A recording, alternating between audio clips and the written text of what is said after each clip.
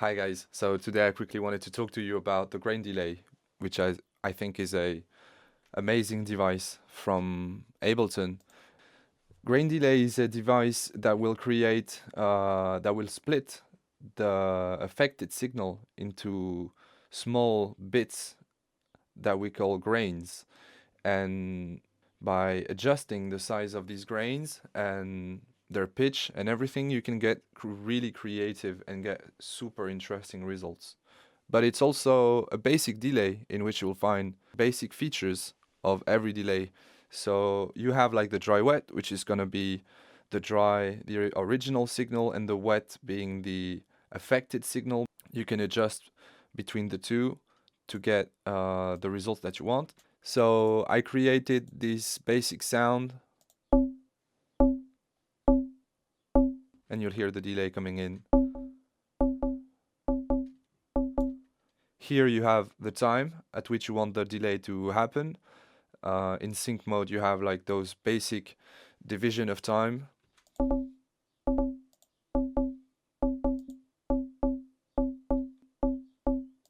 If you click on the sync, you end up in time mode where you play with the milliseconds.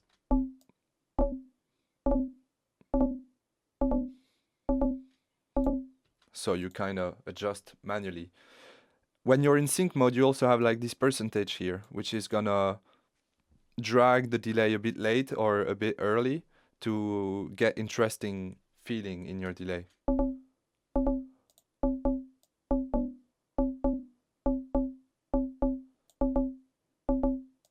You also have like the feedback,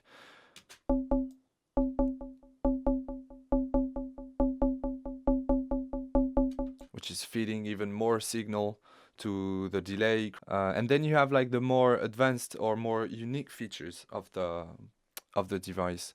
You have like the pitch here, which is gonna pitch the sound of the delay. So if you go 12, for example, you'll go an octave up and you can hear. If you go an octave down,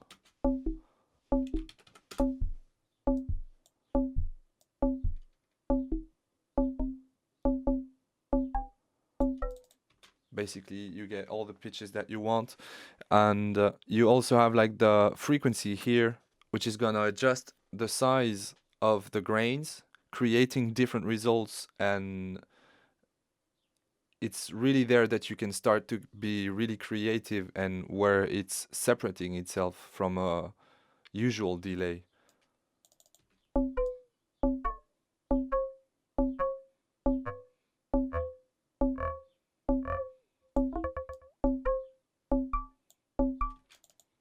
You also have like the spray, which is gonna create some kind of cloud of sound, or like a cluster of things around each grain, and you can really get interesting results too from that.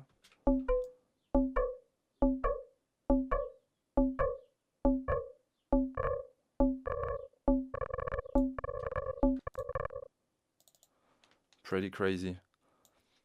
You also have the random pitch here, which is gonna introduce some random to the pitch of each grain, and it's gonna create some subtle variations.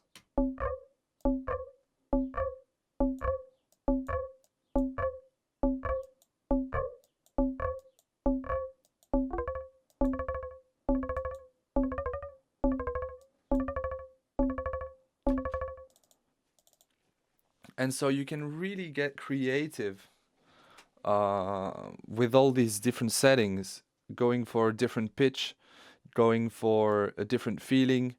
You can go and get crazy results, but you can also play it in a subtle way and just get small modulations and make your sounds more alive and organic and complex in a way. Because if you use a delay time like this, you can create some kind of interesting call and response type of delay effect. But if you go in millisecond mode, and that you go to like 1 millisecond, you can go more into the layering side of things and go super creative and get your sound to the next level. So let's hear, for example, in this kind of call and response, what we could be doing.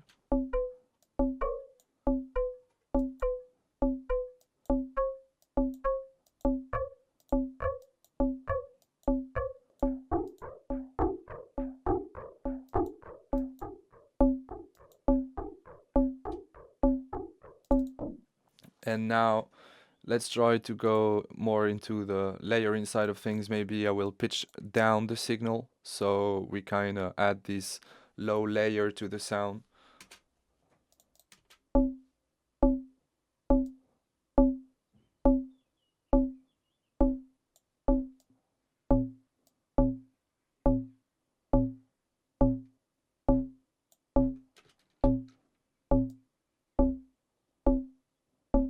And then you could really go and maybe start to go crazy. What I like to do is, instead of playing with the dry wet here, create like a parallel rack with a empty chain, and maybe duplicate the chain with the grain delay. So I'll get two different settings, you know, maybe one that is pitched low and maybe one that it's pitched higher like this, and maybe one that's in layer.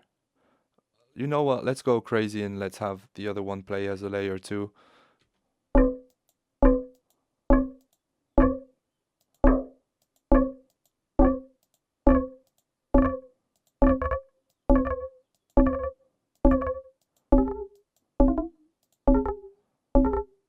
And maybe I could add one more after all of that and play as a call and response for that one.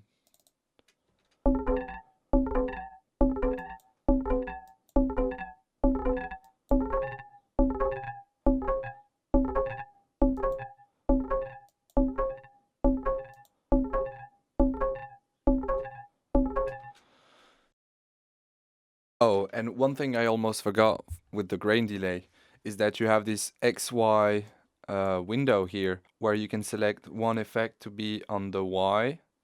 So let's, for example, put the spray, and one setting to be on the X. So let's put, like, for example, frequency.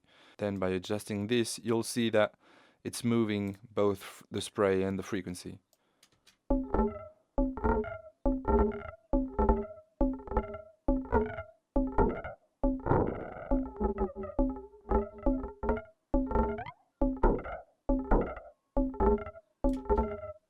It's really, really fun to use, and you can create some interesting modulation like this, modulating two settings at a time. So it's really, really useful.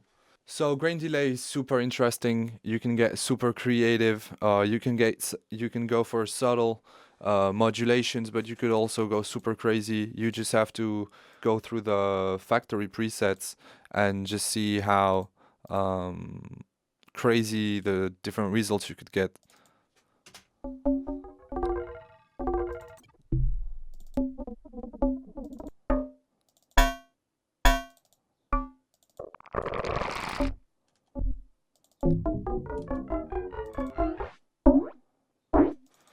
Insane stuff. So try to use it if you don't already. Try to experiment with it. Again, try to find your sweet spots and what's working for the sound you're working with, but what's working for you as well in the music that you want to do. If you put that into more complex chains with other effects, it creates so many crazy results and really take your sounds to the next level. So I personally use it a lot, and I wanted to talk to you guys about it. So I hope you could learn one thing or two from this. And if you don't use it already, try to experiment with it and tell me how it's going for you. Thank you guys, and see you on the next one.